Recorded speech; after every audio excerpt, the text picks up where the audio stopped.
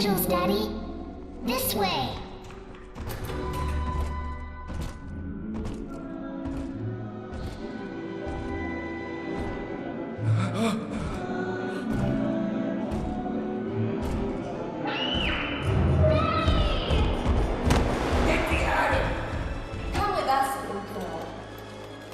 Bioshock 2 is the sequel to Bioshock, developed by 2K Australia and released for Microsoft Windows, PlayStation 3 and the Xbox 360 in 2010.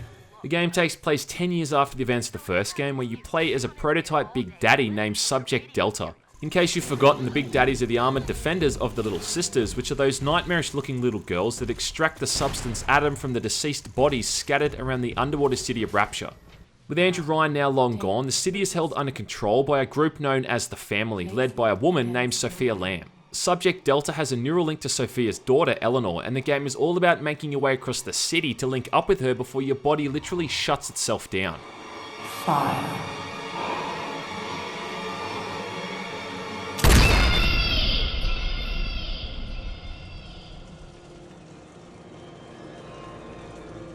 Much like the first game, you'll come across little sisters along the way, and you're now playing the role of a Big Daddy, which means you can adopt them in a sense, carrying them around the city and allowing them to harvest Adam from corpses before either rescuing them and turning them into normal little girls, or harvesting them, which kills them in the process.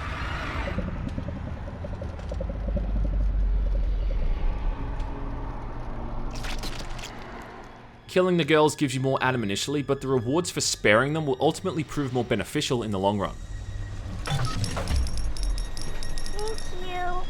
Aside from that, the game forces you to make some actual moral choices. During moments when you interact with other NPCs, generally just the choice of sparing or killing them, and this can affect the ending in some pretty big ways.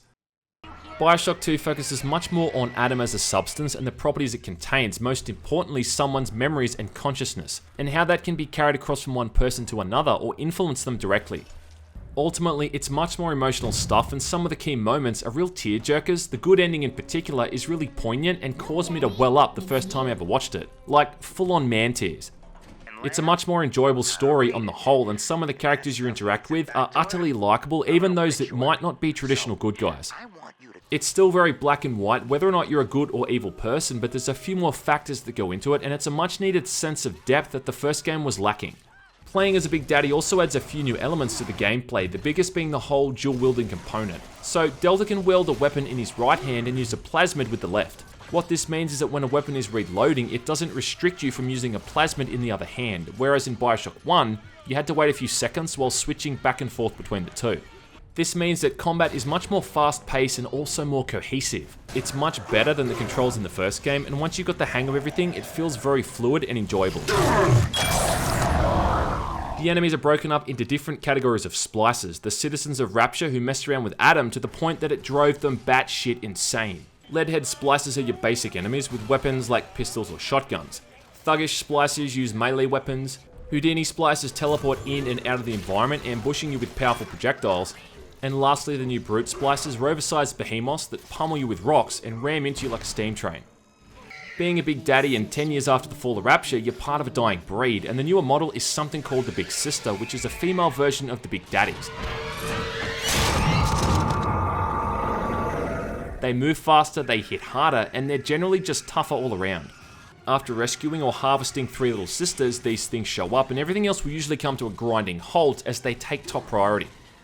They're initially very tough, but the further you get into the game, you become more equipped and can take them out pretty easily. After a few hours of game time, you start to get into a really good rhythm as the game starts to pick up pace. Between upgrading your plasmids and tonics, acquiring new weapons, and building your character up, it's all very streamlined. And streamlined is really the key word here, which is what this sequel is all about. Plasmids make a return, which are your basic powers, and now they're either broken into plasmids themselves or gene tonics, which are all your passive abilities. Whereas prior gene tonics was separated into 3 different categories, now it's only one category, making it much easier to sort through what you need. When you had to hack into something in the previous game, it went into this tube puzzle minigame that paused the action and took you out of the moment artificially. Hacking is now done in real time, often through the use of a remote hacking tool, which is much faster and also more tense when you're trying to hack a turret or security camera in the heat of the moment. The researching skill, another mechanic that was a bit cumbersome in the first game, required you taking lots of repetitious photos of all the different enemy types that would slowly unlock certain weaknesses and benefits the player could gain the more they used it.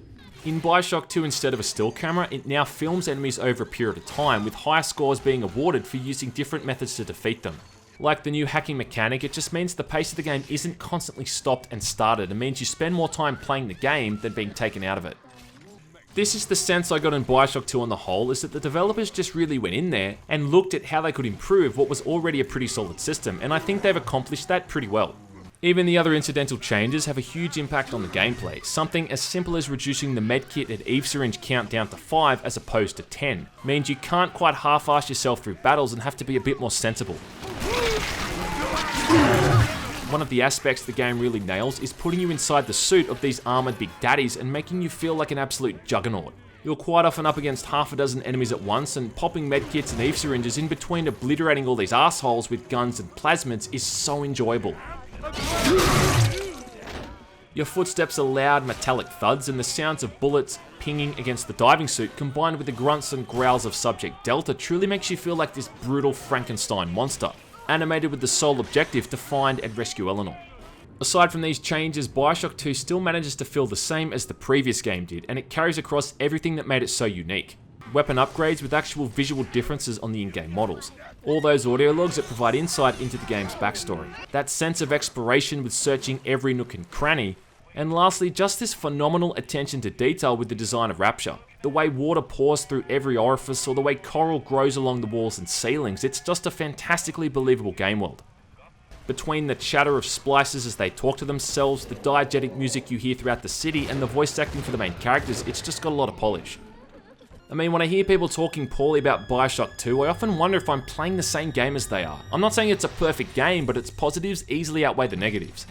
The problems I had are mostly technical issues, like the texture streaming problems of the Unreal 3 engine, the horrible FOV, and sound glitches where certain sounds don't play at all for reasons I can't uncover. I also had a moment where the game seemed to run at half speed, and the only way I could fix this was to load a really old save file. On that note too, there's no checkpoints at all in this game. I mean, you get an autosave when you enter a new area, but the time difference can be an hour, if not more. Other issues I had were mostly subjective, like Sophia Lamb as the antagonist, who I really don't think holds a candle to Andrew Ryan or Frank Fontaine. I don't know how you survived, but your suffering is over now. I mean, here's a person who has an altruistic ideal who slowly poisoned the people to turn against Andrew Ryan, which, yeah, makes sense, but I thought Ryan created Rapture to get away from people like Sophia, so how the hell did she even get to the city in the first place? Didn't he have some sort of screening process when he let people in? It's also a lot shorter than the first game as well. I think the original took me around 20 hours to get through, and this game took me around half that time. After you've finished the main campaign, you can also sink your teeth into the DLC, Minerva's Den, which is also of a pretty high standard. There's about 2 or 3 hours of gameplay here set over 3 areas where you play as another prototype Big Daddy called Subject Sigma, working with a Morgan Freeman lookalike as you engage with an insane scientist over an AI program called the Thinker. Again, the progression of items, weapons and plasmids in the DLC is perfect, with the amount of enemies and difficulties slowly ramping up as you progress onward. You've got a new weapon in the form of an ion laser which fires out a constant energy beam that damages enemies upon contact, and also a new plasmid that sort of sucks everything into a mini vortex.